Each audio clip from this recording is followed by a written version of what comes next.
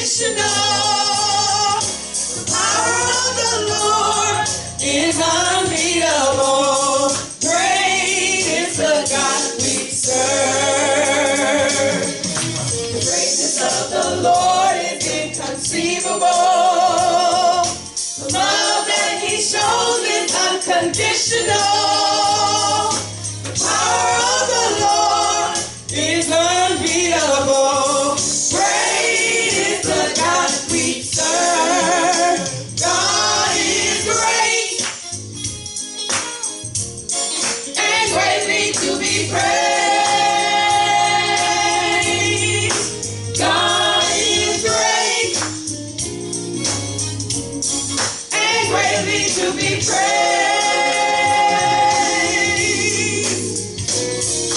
The greatness of the Lord is inconceivable. The love that He shows is unconditional.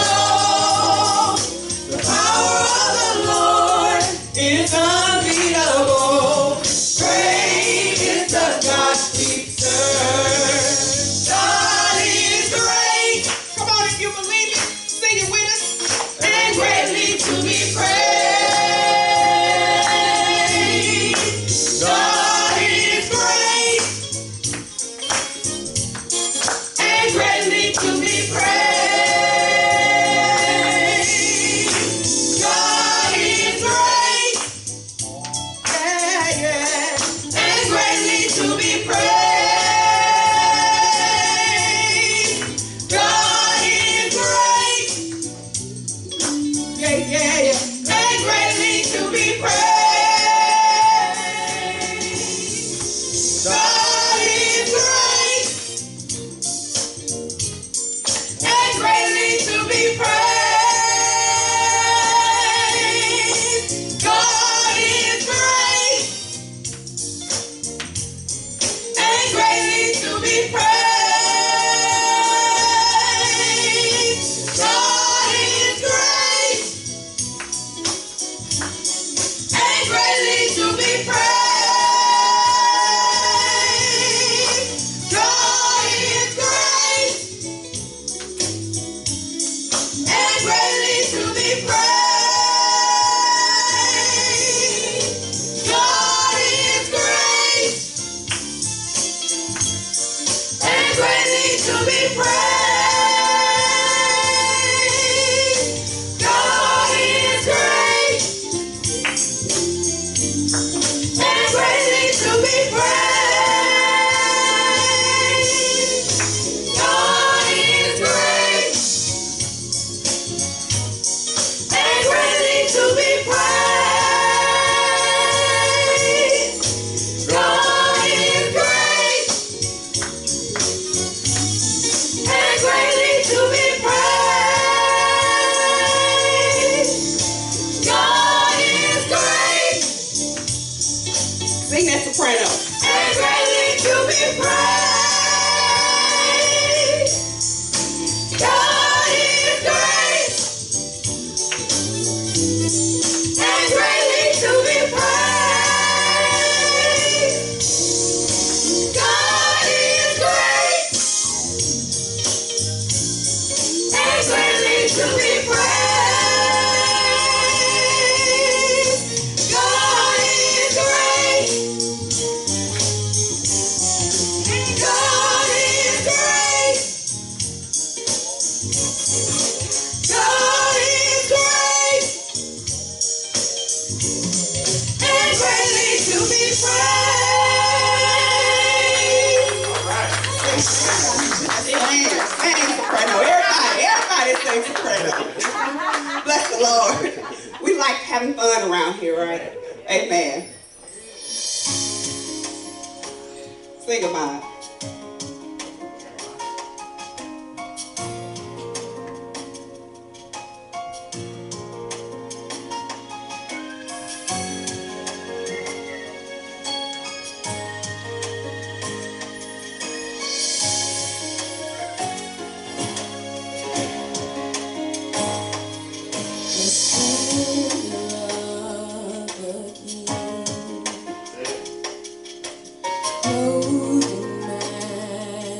King. Let all the earth rejoice. Let all the earth rejoice. He wraps himself in night, and darkness tries to hide, and trembles at his voice, and trembles at his voice. How great is our God? Sing with him, how great is our God? And all will see how great is our God.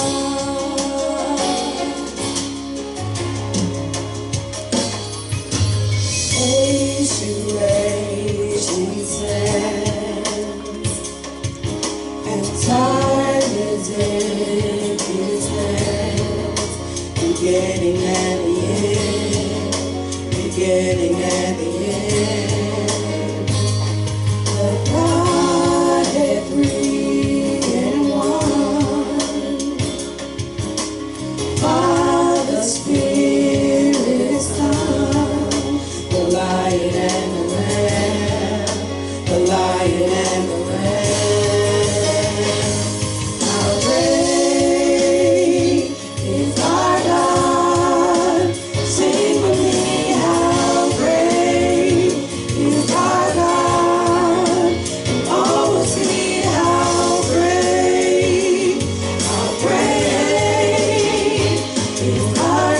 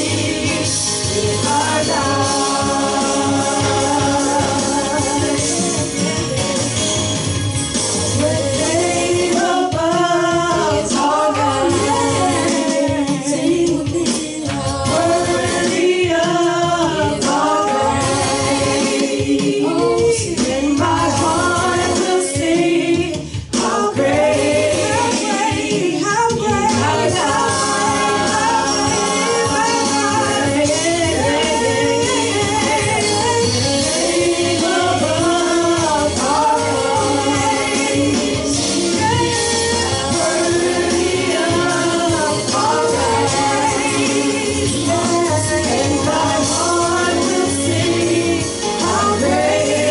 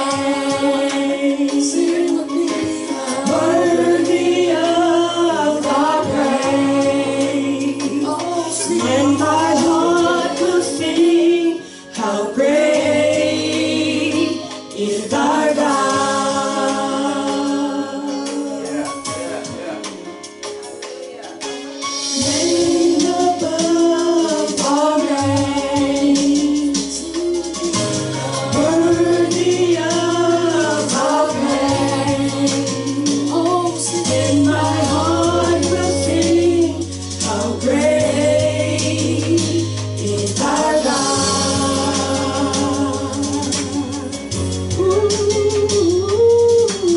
Name above all names. How great is our God? How great is our God? How great is our God? How great is our God?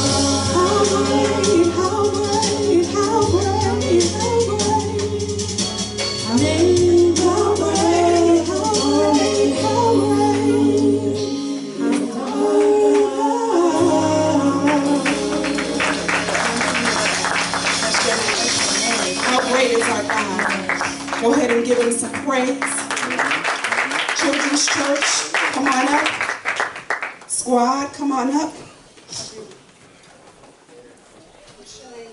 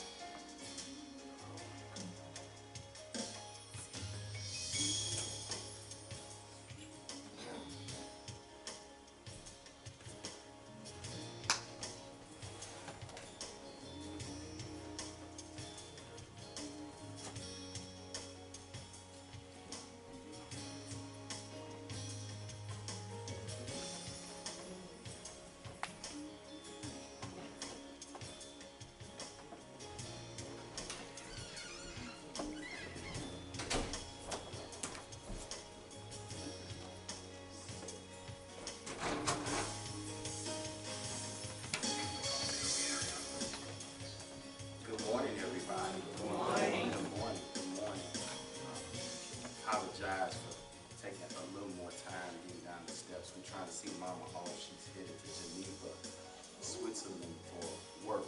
And so, she got to hop a few planes, ride a train. So we want to make sure she gets there all right. So then we can party here all right. Y'all missed that part.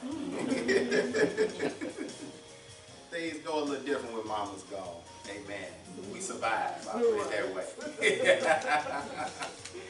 But it's so good to see your faces. Anybody, did it rain hard where you live? Where I live, we had trees and stuff swaying. Yeah, I was wondering. So it's good to always make it to God's house. Amen. Anybody ever felt this way? Like God is not moving fast enough?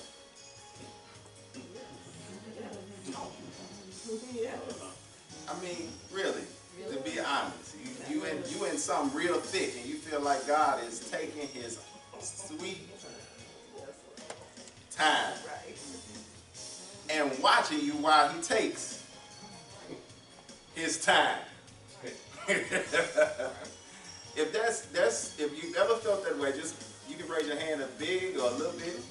All right, I want you to turn to Psalm 3 and stand on your feet. We've been singing, great is our God and how great is our God. And we're getting ready to see in this psalm just how great he really is. As we continue with our theme for the year to just be who God called us to be in this season of graduation, we've got a few that have graduated, college, high school, amen, and a few teachers and educators who are saying, thank God it's over. We made it. Yeah.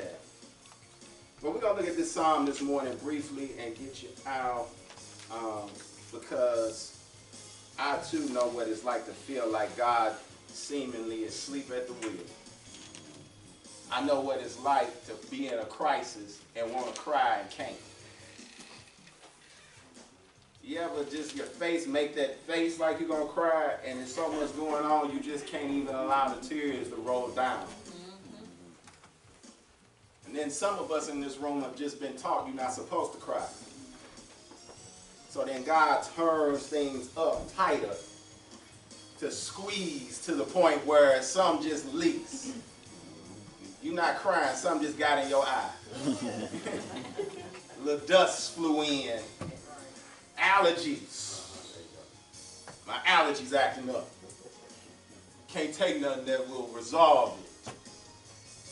And here we're going to look at this psalm where David knows what it's like to be discouraged. Incidentally, it's the third psalm. The first psalm sets the tone and talks about what it means to follow God and what happens when you don't.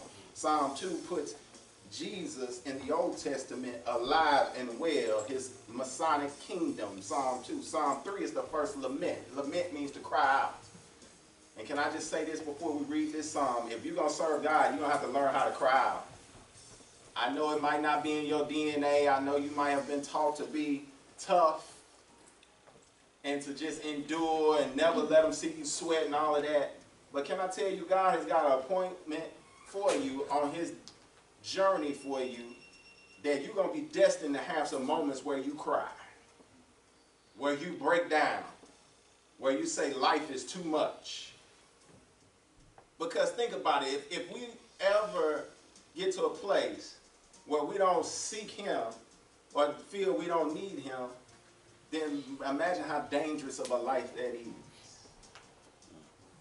So lament means to cry out. I like David because David helps me to cry out when I can't or don't know what to say. David gives me the words that I need to say when there's some other choice words I want to say. Because David knew what it was like to cry out to the Lord. You ever been in front of somebody and you wanted to say something real nice, but you couldn't because you knew none of it was godly? I'm real. This is real. You wanted to say, you had it formulated in your mind what you wanted to say. In those moments, I've learned to grab this book and go to the Psalms because David keeps me from saying stuff that don't sound godly. And here we're going to dig into a psalm this morning. It's the first one of lament. It's the first one subscribed. It's a morning trust. The God that we trust. He's praying early in the morning. And incidentally, it's when he's on the run from his own child. We talk about a family feud. We're getting ready to look at one this morning. So here's what the psalm says. It says, O Lord, how my adversaries have increased. Many are rising up against me. Many are saying of my soul, there is no deliverance for him in God.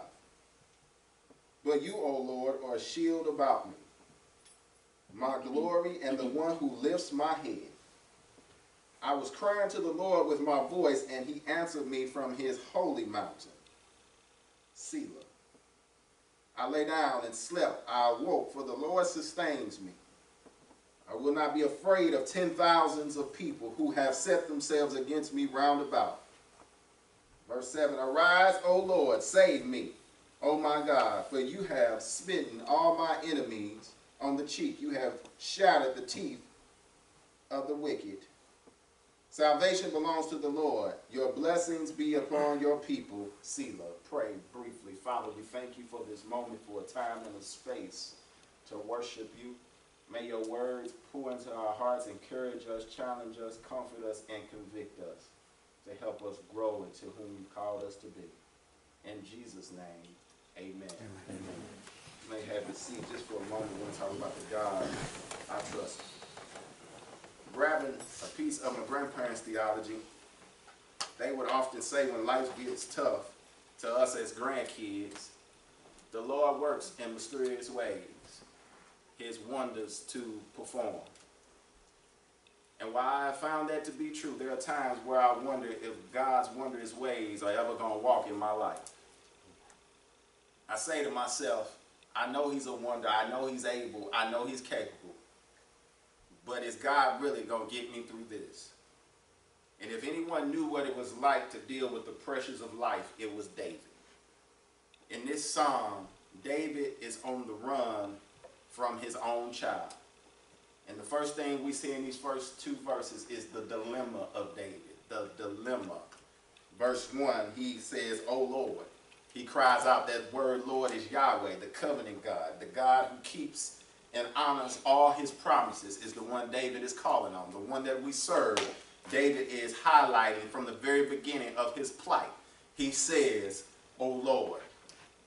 It lets us know that David understood that even though he was in a moment of trial and challenge, that the God that he served would honor and keep his covenantal promises. He says, "O Lord," when he fled from his son, "how my adversaries have increased. Many are rising up against me."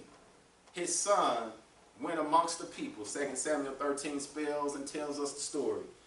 He went amongst the people that David was king of and began to win their hearts over by telling them lies about his own father. Now, son will hear that and say, "Man, that sounds harsh. How could a son do that to his dad?"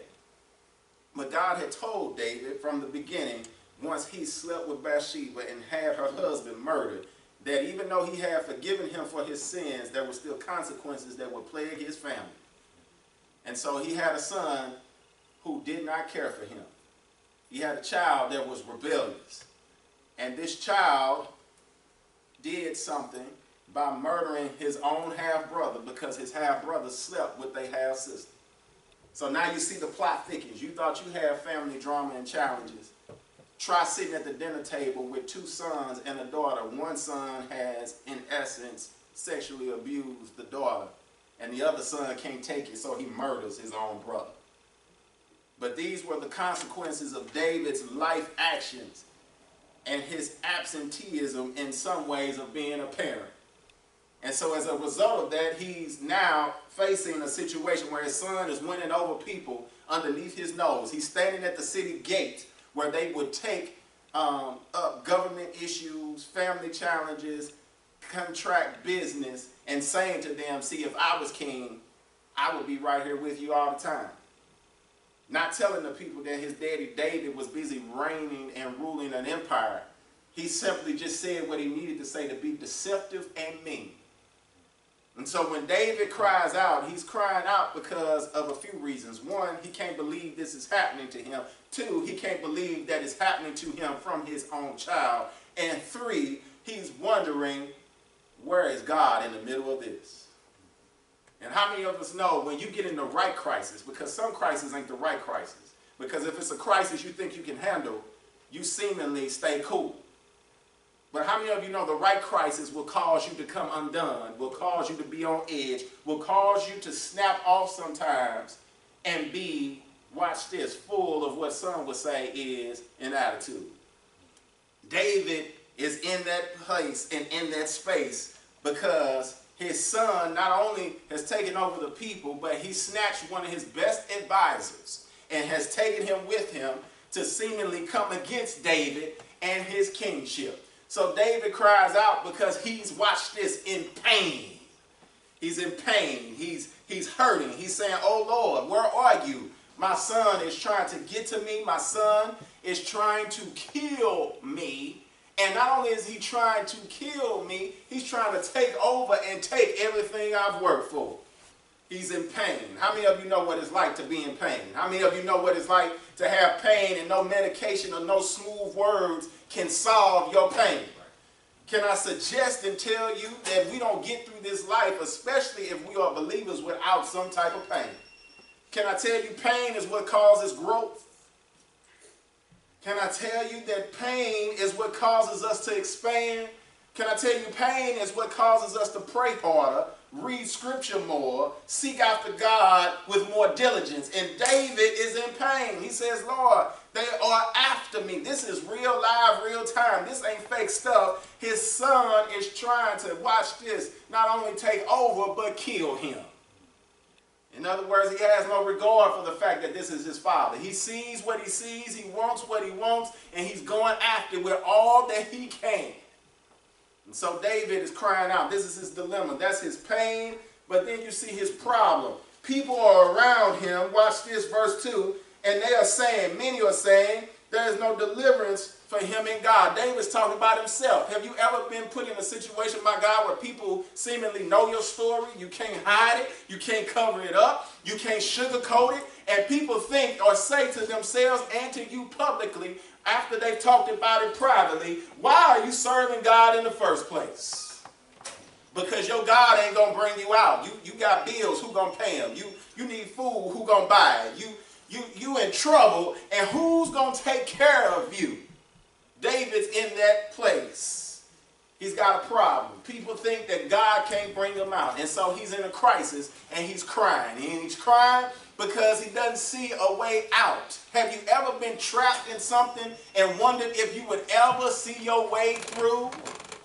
I need to talk to some people who are honest enough to say this morning, I'm in something right now, and I don't know how it's going to turn out. I don't know how life is going to be. I really, watch this, am so unsure of life. I just live it moment to moment. I don't make long-term decisions anymore. I don't make long-term plans anymore. I'm just living for the moment because, watch this, life is tough, and I can't see my way through where I am. Yeah. Anybody ever been driving somewhere out of town and got lost? And I mean, you driving and you bypassing all the people who could help you, but you saying to yourself, I got it.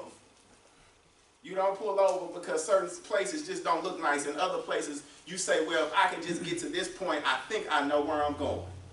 Only to discover that once you get to that place, you still don't know where you're going. And now you're more lost than what you were before the journey started. Can I tell you that was David's life? Now he's down this journey, he's down a path, and he doesn't know what life is going to be like. He doesn't know if God is going to get him out. He believes, he starts off by crying out to God and saying his name, but deep down he's wondering if God's going to do it. Anybody ever struggle or wrestle with doubt? Anybody ever wonder, really? I mean, let's be real this morning. Life is too short. You ever say to yourself, you prayed, but deep down you're wondering if? You prayed and it sounded good, but when you got up off your knees, you said, I wonder if God is really going to show up. I really wonder if God is going to do everything I just prayed for. And then start to live life as if he won't, without giving him time to work out what he wants to do. So David says, at least I've lived long enough to say to myself, I've got to wait for God to move, even though my situation is getting worse while I'm waiting. Anybody ever had that happen where you're waiting for God to do something and life got worse and not better? Anybody ever had it get so thick and you really say, God, I'm trying, I'm sitting on my hands, I'm trying not to take matters into my own hands, I'm really trying to stick to what you said, but God, it doesn't seem like this is going to work out, so let me, watch this, just try something. Anybody ever just try something out of desperation? Yes. Yeah, you knew it was a long shot when you tried it, but you said, I got to do something. I can't just sit here and continue to take this. I know some of y'all, this is hitting you in the gut because you're super tough and you always figure stuff out, but can I tell you, if you live long enough and follow God long enough, there's going to be some dilemmas he put you in that you yourself or myself cannot get ourselves out of. So here he is. David says, I got a problem. I got people doubting you, God, and I'm wondering if you're going to show up. That's David's dilemma. But we also see David's deposition, because there's something all of a sudden in verses 3 through 5 that change. He starts off crying and he's in crisis. But in verse 3, he puts a but in there. I love that but. I love contrast, because contrast says that something's about to change. He says, but you O Lord, are a shield about me. He says, you are my protection. Can I tell you something? In ancient Near Eastern culture, when they went to war, a lot of times they wore a shield in front of them that covered them from head to toe, so that when the archers shot their darts and sometimes shot them with fire, this long piece of armor would shield them from the darts. Can I tell you, David says, God in essence has me covered. He's saying, God, I'm in trouble. I know it, but you got me covered. Can I tell you something else this morning? Just because David put it in the text, it lets us know. Can I tell you, God got you covered? Can I tell you that when you cry out to him, there's some type of covering that comes, but the covering don't come until you cry. Now, I know you tough, and I know you've been taught to never weep. Some of you have been taught to always, watch this, take matters into your own hands. But can I suggest to you this morning that if you want to be covered by God, that some of us are going to have to pause like that word Selah after verse 2 and have a moment of tears. Yeah. Have you ever walked out your door and smiled and then got in your car and cried? Have you ever walked out of your office and you wanted your coworkers to know or think that everything was all right, but when you got in the car, you broke down? Have you ever left a family function and you left it because not only were they on your nerves, but there was so much already going on in your life that you couldn't take one more thing to end up on your plate, and ever just got in the car and just allowed the tears to stroll down your face? David says, I'm crying, but in the midst of my tears, watch this, God has me covered. He's a shield. Can I tell somebody? God is your shield. It ain't your education. It ain't the people that you know. It ain't the money that you got. It's God. I can tell you this. You can go broke tomorrow and still live better than you did when you had money, because when God got you, he takes care of you. Okay, I see some of y'all are tough enough and this ain't resonating with you this morning. But let me just dig into your Kool-Aid a little bit. How many of you know you got at least one issue on your job right now? Yes.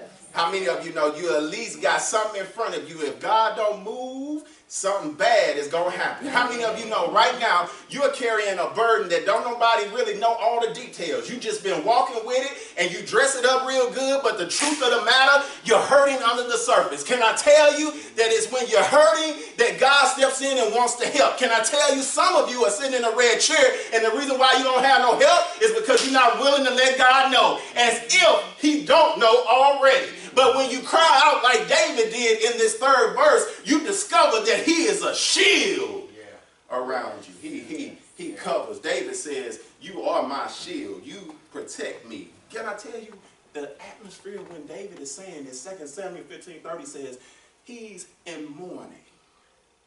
What it meant to mourn in that day and age was when something was happening and they were trying to reach God in a very sincere way, people put on ashes. And they put on sackcloth. They put on the lowliest of garments. They didn't wear shoes. David, watch this, is on the run from his son who's trying to kill him, walking barefooted, mourning the fact that he had to leave Jerusalem. They said he was coming so tough. That was Absalom, his son, was coming at him so tough that David had to flee his own house, leave behind some of his own people, to get away from a son that's trying to kill him, and now he's mourning, and he's walking up a mountain, 2 Samuel 15 says, barefooted, crying out to God, saying, God, why is this happening to me? Have you ever had a moment where you just had to get somewhere and holler out, God, why is this happening to me?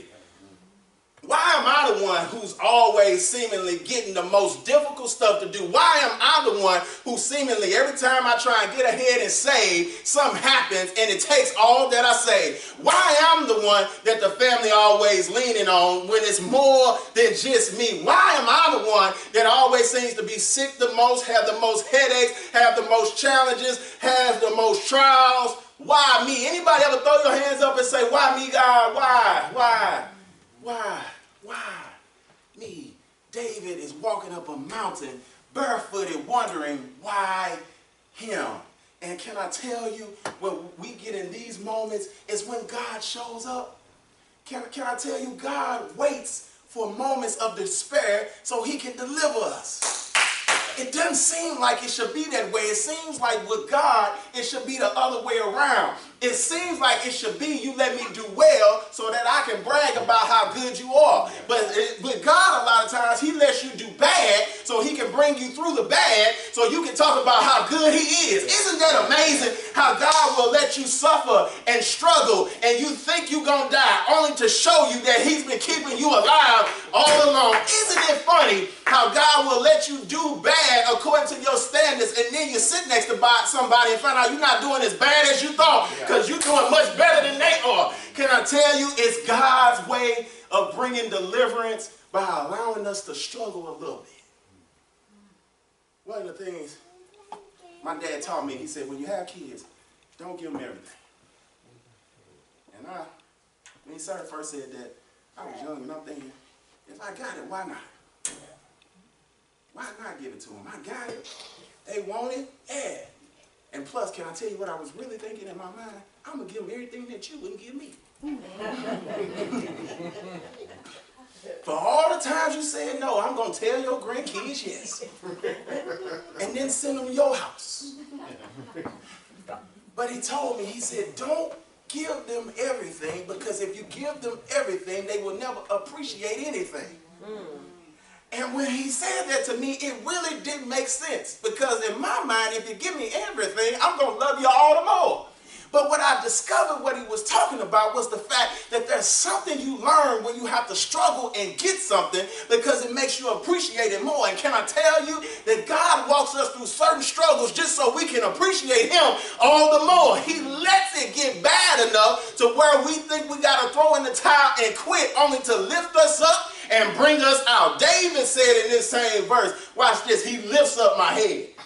Anybody ever had God lift up your head? Anybody ever have God, watch this, tell you it's going to be all right even though it was still bad? Anybody ever had to face something and look at it and go, God, ain't nothing good about this? And God reminds you who fed you last night, who watched over you while you slept, who got you up this morning, who takes care of you. Can I tell you that when we think it's at its worst, it's just God at his best, waiting to show up in a way that we've never seen him show up before and do something we've never seen him do before. And so here David is. He says he's a shield. And he says in verse 3, he's my glory. In other words, he says God is my prestige, not myself. He says God is the one who gives me honor, not myself. Can I tell you what makes things hard today is because most of us, if we're honest, we like just a little bit of honor for ourselves. We like to be able to say, I did it. Let's be real. Yeah, you figure it out. How many of you are the first one to boast and say it was me? Yeah. If you the one who take the most difficult assignment at work and turn the place around, who the first one to post their chest out and say, it was me? Yeah. If you made the family function happen because you wrote the check because everybody had good ideas and no money, what do you say? Yeah, talk to me. It was me. But David says, no, my honor comes from the Lord. Who I am comes from God. And he says he lifts up my head. So David, catch it, is walking up a mountain. He's running from his own child. Most of us can't even imagine your own child trying to kill you, because the first thing you're thinking is, I wish he would.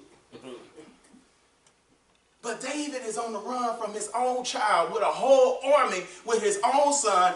And David is walking up a mountain, and all of a sudden he's getting a revelation. The more he walks, the more he remembers how good God is. Sometimes you just got to start going through something and then start thinking about all the stuff that God has already done to boost your head and lift it up to say, wait a minute, God got me out of trouble the last time. God healed my body the last time. God walked me through this situation. And if God did it before, he can do it again. And David is getting happy walking barefooted. He's walking. He says, not only does God do all of this and lift my head up, promote me, he says, God gives me peace. He says, when I cry out to him, he hears me. Can I tell you that when we sincerely invoke and cry out to God, that he hears you? It doesn't mean he getting ready to respond, but he does hear.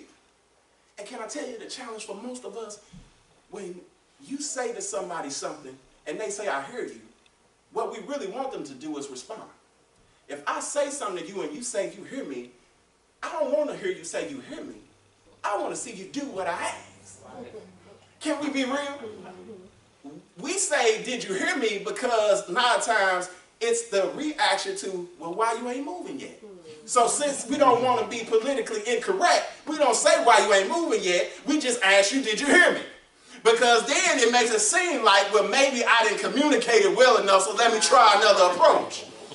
But when a person hears you the second time and they sit still, then you get frustrated and say, did you hear me? What we're really saying is, why you ain't moved yet? And we carry, watch this, stay with me, the same thing to God. God, I talked to you last night. Why you ain't moved yet? God, I've been praying to you all week. Why is that still my boss? God, I've been talking to you. Why I ain't healed yet? God, the bill's still coming. Why it ain't paid yet? And God, at the same time, is listening from his hill. But David says he's on the holy hill. It was Zion. It was the place designated as the place of worship, Jerusalem. Because in that day and age, every God had a mountain. And God said, my mountain is Jerusalem. And God says, in essence, if you cry out to me on my mountain, I will hear you. He didn't say, I will respond when you want me to. He said, I would hear you. Which means he's saying, I'm paying attention to what's going on in your life. And when I'm ready, I will act. Can I tell you the most challenging thing sometimes as a believer is that the heat is so hot, the tension is so tight, life is so tough that you want God to move right then. And then we say, well, okay, cool, God, you ain't going to move right now. Here's what I'm going to do. I'm just going to, I pray at all. Why worship at all?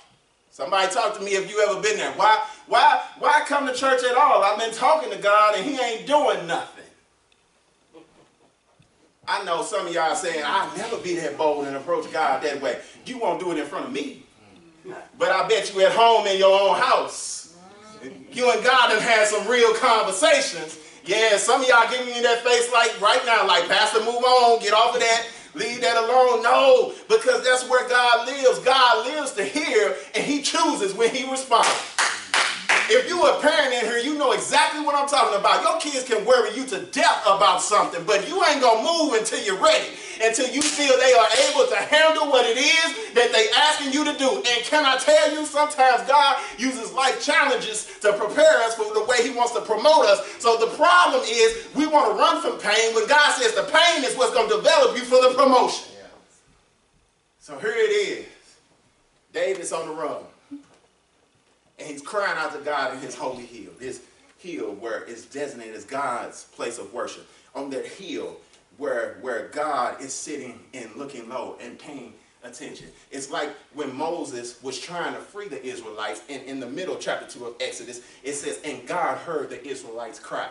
He heard and he remembered. That means God was getting ready to act, but he didn't act yet. He let it get a little bit thicker before he moved. Why is it? It seems that God lets life get a little bit tougher before he decides to move.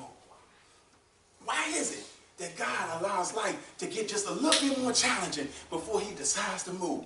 Because it seems as if God uses the fires of life as a crucible so that he can develop us in a way that nothing else could. Can I share something with you? I used to work in a plant that made metal. And we called it the big house. Because even when it would be 5 or 6 below outside, because we were heating furnaces at 1,200 degrees, the temperature in the place in December on average was still 110 degrees. That's just how hot this building was. You don't even want to hear me tell you what it was like in June, July, and August. Because we were still heating up metal. And so one day I asked one of the furnace operators, I said, listen, why do we have to put it at 1,200 degrees? I got a t-shirt on in December. It's hot in here. Does it really take all of that? And so he took me back to something. First of all, he took me to what's called a metallurgical engineer, people who study metals. And they taught me that certain metals need a certain degree of temperature in order to bring about change. So for some of us, because we all unique, we need a certain degree of fire to bring about change, because some of us are a little bit more hard-headed than the others. Some of us, come on, talk to me, you're a little bit more stubborn than the others. Some of us a little bit more prideful than the other. And so God knows exactly what temperature to put the furnace on to heat it up enough to bring about change. That's why the furnaces in the place was so hot, because every metal needed a different heat to become what it needed to be. And can I tell you, some of you are in your own furnace right now. God got life so hot you don't know what to do with it. Can I tell you, He's using the heat to bring some change in your life. Ooh, say I didn't wake up this morning to hear about change or heat. Say it's been hot all week. I don't need no more heat. But God does it, and so he's got David's house and his life hot. And he's got him looking at the hill where he is, because there's something about heat that makes us look at God. It's something about life getting hard that all of a sudden we look at God where we wouldn't look at him before. Let's be real. When the bills are paid and the food is on the table and the family halfway acting right, we don't really seek God with the same intensity. But when life heats up and life gets difficult, all of a sudden, now rather than walk to God's house, we running trying to get there to figure out what's going on. So David is looking to the hill. That hill. It's interesting that it's a hill because Jesus died on a hill called Calvary. We look to that hill from which cometh our help, because our help coming from the Lord. It came when Jesus died on the cross. His blood shed washed our sins away. It's that hill that helps us deal with the hills of life, knowing that he's conquered them all. So when David says, I look at this hill, watch this. He says, I understand that God protects me. He is a shield. I understand that God gives me prestige. He is my honor. I understand that God, watch this, promotes me when he's ready. And God is paying attention. And then verse 5, he says, God lets me sleep at night. He says, I don't have to worry about anything. Those verbs, the way they are written in Hebrew, suggest that it's a finished action without the steps. He says, I don't know how God does it, but God allows me to lay down and sleep in the midst of trouble, because when he allows me to lay down, I know that he's handling everything for me. So that's why you can go home and go to sleep tonight, not because you got it under control, but because the God of our crisis gets our confidence, because he's got everything under control. I watched what it means on an earthly level but to have someone who watches over you. When I was 6 years old, my mom was in the VA hospital, had kidney transplant, had been there several months. Body rejected it. We got a call one day saying, get here as fast as you can, because your wife, Mr. Alexander, my dad, just had another heart attack. This was heart attack number 2. So my dad did what any husband would do. He threw whatever he could on us as clothes. We got in a car, and we immediately headed for the hospital. As we were riding down 70, and my dad's 2-door Buick, he's doing probably 80, 85 miles an hour. There was a truck in front of us that was moving somebody. And if you ever seen the kind of truck I'm talking about, you look at it and you don't even know how it even started up. And it's full of stuff with nothing tied down. And as we're riding down the highway, stuff started flying off the back of this truck. And a mattress and a box spring flew off right in front of us. And my dad had to hit the brakes on the car doing 80 miles an hour. The car literally came off the back wheels and slid on the front wheels. And I thought I was going to go through the windshield. When the car finally landed back on its wheels, I discovered that my dad had threw his hand across me and kept his hand on the wheel and his feet on the brake, maneuvered around the mattress, and we kept on going down the highway. When we made it back home that night, I said, Dad, how could you do all of that with all that was going on top of having mama on your mind? He said to me, my job is still to protect you. My job is to block whatever tries to get to you. My job is to get you to the place you need to be, as well as your mama. So I have to do more than one thing at a time so that all can preserve and get where it needs to be. What am I trying to tell you?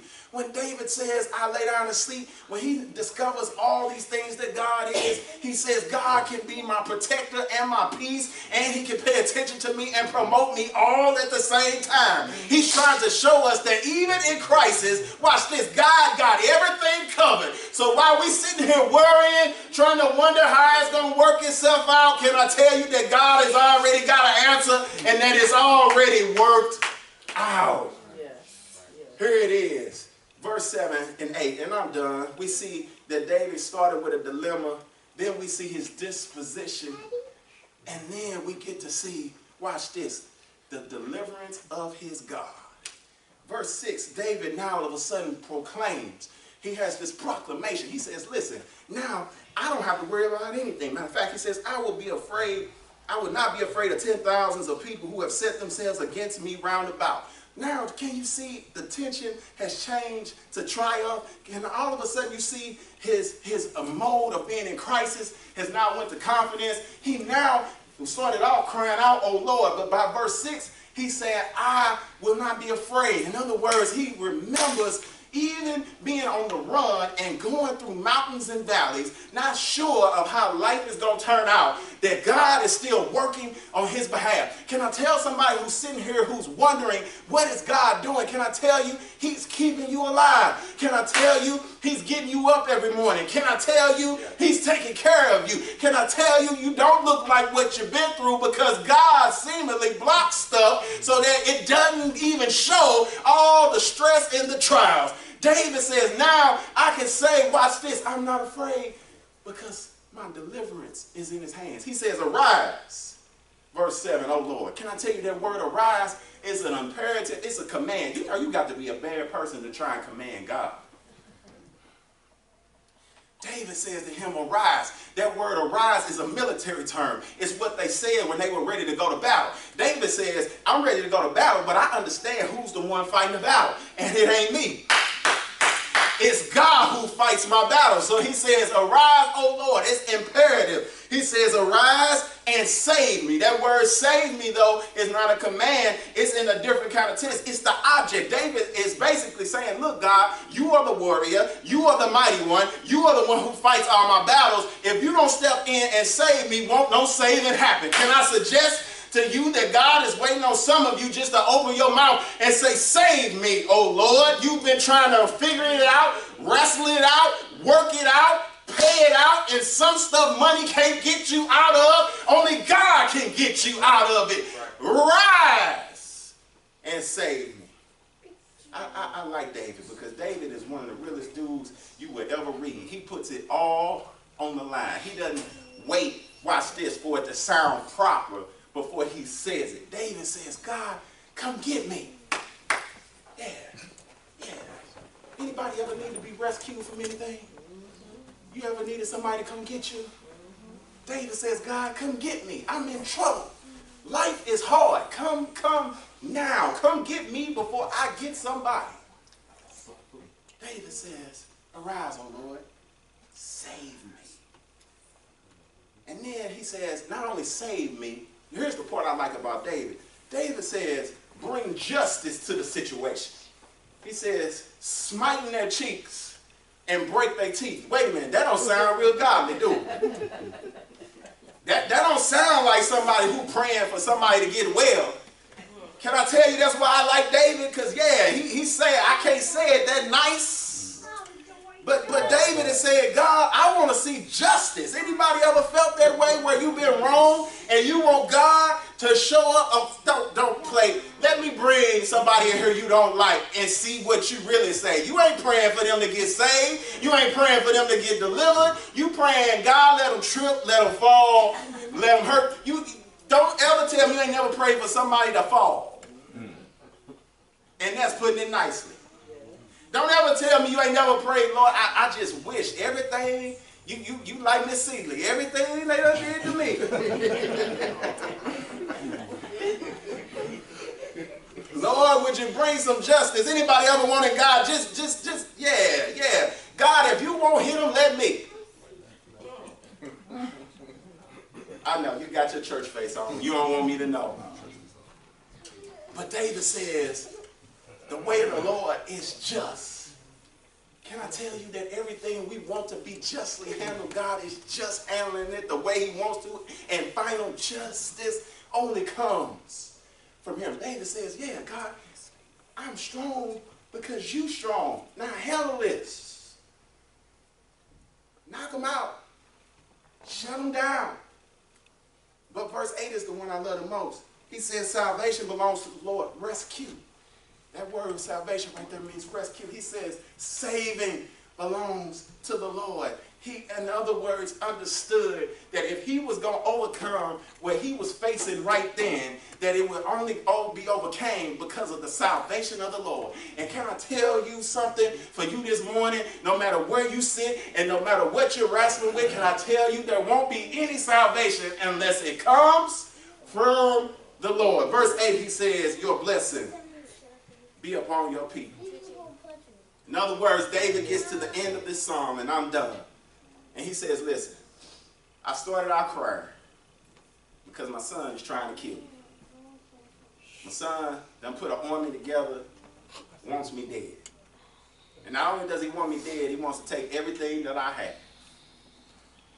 Because in this moment, in this culture, not only did David have many possessions, David had concubines, he had wives, he had land, and his son wants it all.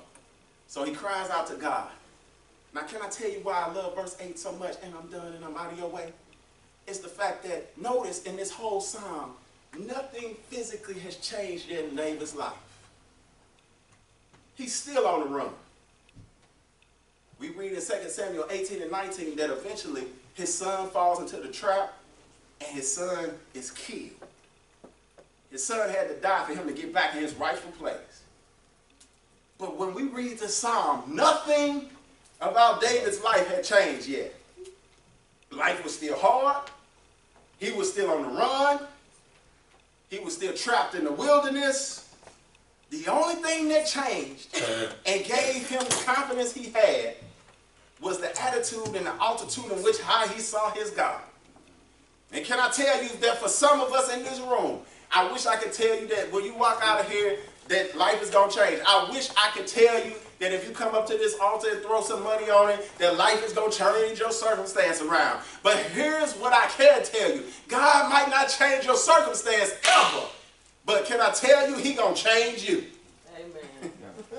Can I tell you, you may struggle the rest of your life. Can I be real with you? You may have to suffer a little while longer. Can I tell you the truth? But what I can promise you is that you won't be the same person that you are right now. And can I tell you, that's what salvation